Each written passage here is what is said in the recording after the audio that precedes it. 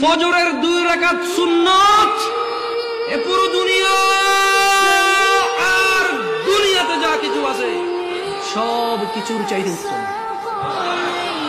তাহলে যে 2 রাকাত সুন্নত পৃথিবীর চাইতে উত্তম, ওই 2 রাকাতের সুন্নতের পরে যে 2 রাকাত ফরজ রয়েছে, এই ফরজের আল্লাহু আকবার কি দিয়ে মিটাবা? এই ফরজের সামি আল্লাহু লিমান হামিদা কি দিয়ে মিটাবা?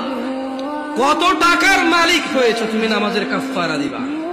যেখানে সুন্নত 2 রাকাতের মূল্য পুরো পৃথিবীর সমস্ত সম্পদ বিক্রি করে যদি একটা স্বর্ণ কিনা হয়, ওই স্বর্ণকে যদি এক পাল্লা রাখা হয়, আর ফজরের 2 রাকাত সুন্নতকে যদি এক পাল্লা রাখা হয়, ফজরের 2 রাকাত সুন্নত ভারী।